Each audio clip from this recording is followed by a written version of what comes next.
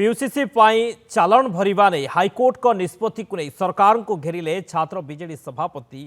इप्सिता साहू से कहते लोकों सरकार कहूथिबा बीजेपी सरकार को नीति और नैतिकता नहीं एवं प्रश्न उठुची एजी जणाइबार थिला जे लोक किपरि मिछ चालाण जोगु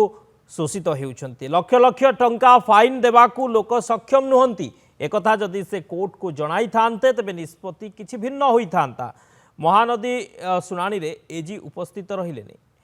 हेले पीयूसीसी नारे 1300 कोटी आदाय करने को कौन स्तर को जाई पारुछंती बोली टार्गेट करिछंती इप्सिता। पीयूसीसी और चालाण विरोध में छात्र और युव बीजेडी आंदोलन करिथिला लोकों को समय दिया जाऊ बोली से कहिछंती। मान्यवर कोर्ट को प्रति आमर यथेष्ट सम्मान रही एठी कथा पड़ुची निजकू लोकों सरकार कहूतिबा सरकार नीति एवं नैतिकतार कथा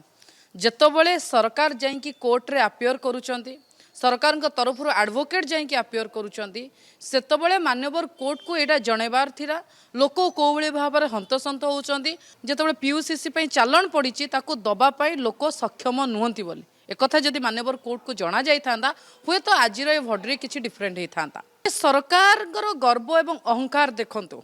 जेतबले ओडिशावासींकर लाइफलाइन 4.5 कोटी ओडियांकर जीवन रेखा होची महानदी सेतबले महानदी ट्रिब्यूनाल इश्यू रे राज्य सरकार तरफ एडवोकेट जनरल जाइए उपस्थित रहूना किंतु एठी 1300 कोटी टंका कलेक्शन करने सरकार जो डिटरमिन होती जो माइंडसेट कर भी हो आमे एठी लोकों ठारू पॉल्यूशन रे एवं अलगा चालाण पैसा कलेक्शन करिवो 1300 कोटी टंका हमर टार्गेट सेटा को फुलफिल करने सरकार कौन भी स्तर को जाउचंती।